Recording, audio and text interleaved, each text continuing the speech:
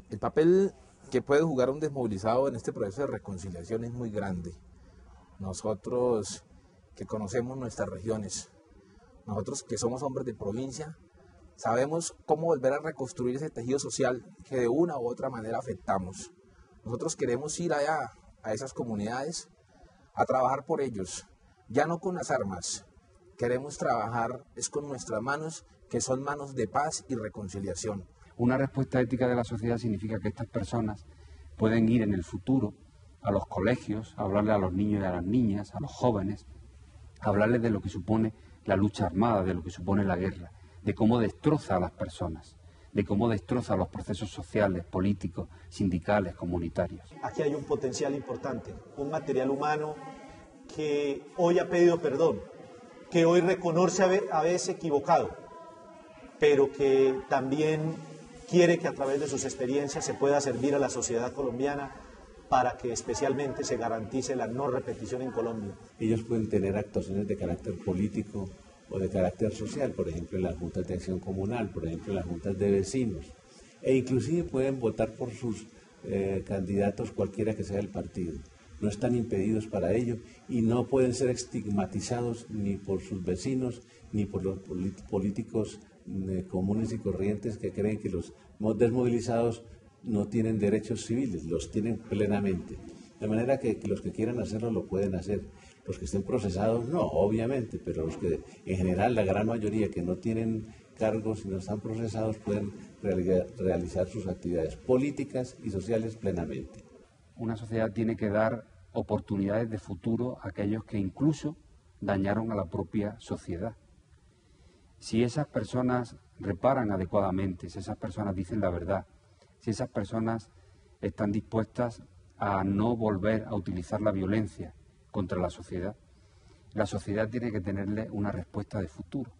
La respuesta no puede ser que estén condenados 40 o 50 años en la cárcel, porque sería inservible para la sociedad. En la guerra hay inteligencias espectaculares de gente que no tuvo oportunidad, pero que se metió, ya demostró su inteligencia para la misma guerra, que es un oficio muy duro, pero que luego viene a la sociedad y también es capaz de demostrar capacidades para hacer eso.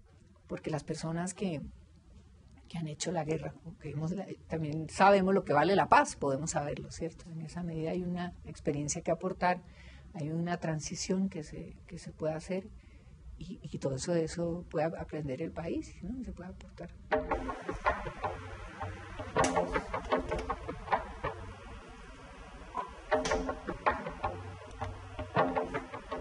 Francisco Galán militó con el Ejército de Liberación Nacional desde 1971 y durante años fue uno de sus dirigentes más importantes. Yo fui detenido la primera vez en el año 1981, estando en Barranca Bermeja, y estuve 1 año y medio en la cárcel. Salí de la cárcel y me reincorporé a la guerra.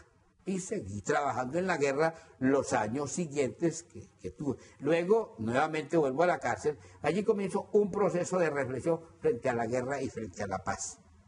Tras varios años de prisión, luego de su arresto en 1992, se presentó el 3 de abril de 2008 ante el presidente Álvaro Uribe para comunicarle que de manera voluntaria había tomado la decisión de renunciar a la guerra, convencido de que el país se debe comprometer en la búsqueda de la paz. Yo no abandoné la guerra por otras condiciones, sino por puro convencimiento en la reflexión que hice en la cárcel. Y pues pagué 14 años por los errores, los actos que hubiera cometido en el lanzamiento en armas. Yo viví una transformación muy grande en la vida mía y hoy ya lo escribo y lo digo públicamente.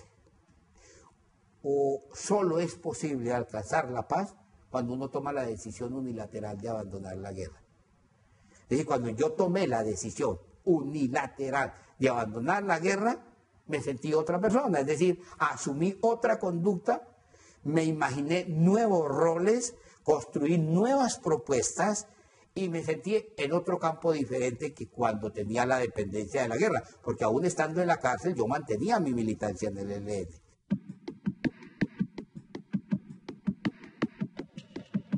Uno de los objetivos principales de Casa de Paz es construir en el país cientos de consejos municipales y departamentales de paz, desde donde la sociedad desde el municipio se comprometa en construir una cultura y un ejercicio de paz. A mí me parece que ahí nos tenemos que incorporar todos. El Estado tiene instrumentos para hacerlo, instituciones para hacerlo.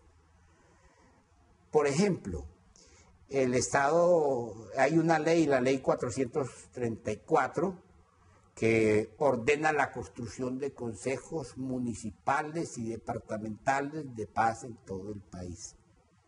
Con participación del Estado, con participación de la sociedad, y hay que buscar con participación de los desmovilizados de la guerra, que no está en la ley, pero habría que incorporarlos para allí. ¿Para qué? Para que el ciudadano desmovilizado vuelva a sentir que puede hacer parte en la construcción de un proyecto de vida y un proyecto de nación. Los que estuvimos en la guerra tenemos el deber, la obligación de pedirle perdón a la sociedad por los daños que hicimos. Y así nos tenemos que confesar en esta sociedad, ir abrazando a aquellos que ofendimos y en la medida que nosotros pudiéramos dedicar parte de nuestro trabajo y de nuestra vida a reparar los daños que causamos. Pero lo que es imposible es abandonar la guerra y no reconciliarse con la sociedad. Hay que reconciliarse al decir, yo abandono la práctica de la guerra, me reconcilio con esta sociedad, con los valores que tiene esta sociedad y me comprometo a construir los nuevos valores que le faltan. Ahí me parece, la reconciliación significa participación. Generar esos espacios de participación y trabajar en nuevos acuerdos que nos permitan pensar en una sociedad reconciliada son preocupaciones crecientes en muchos rincones del país. En la diócesis de Sincelejo surge una inquietud muy grande frente a todas las fracturas que han estado sucediendo en el departamento de Sucre. La parapolítica, la corrupción, la pobreza, el empobrecimiento, mejor dicho. Todas esas fracturas sociales, políticas, cuestionan la fe, cuestionan la intervención de la Iglesia. Frente a ese contexto, una de las respuestas de la Iglesia diocesana es el tema de la reconciliación. Creemos que es una reconciliación integral, que abarca todas las dimensiones del ser humano, su dimensión espiritual, personal, familiar, comunitaria, social, política e inclusive ambiental. Cuando nosotros hablamos de la reconciliación política, social, tiene que ver precisamente con la superación de ciertos esquemas excluyentes, esquemas que apartan y no permiten la integración real de las personas, de la sociedad, a los proyectos de Estado y de gobierno que todos queremos para el desarrollo. Valorar lo que significa el ejercicio de lo político, la participación adecuada, la militancia en los partidos políticos, las veedurías y el control ciudadano. Todo eso hay que rescatarlo, resignificarlo para volver a creer en lo político. Eso para nosotros es una reconciliación política. Cómo generar esos acuerdos que permitan la no repetición de hechos. Cómo generar acuerdos que den garantías a las víctimas de la restauración de sus derechos. Esto lo iniciamos y aprovechamos la coyuntura del año electoral 2007 y generamos todo un proceso con los candidatos en todo el departamento, candidatos a alcaldías, pero especialmente con los candidatos a la gobernación.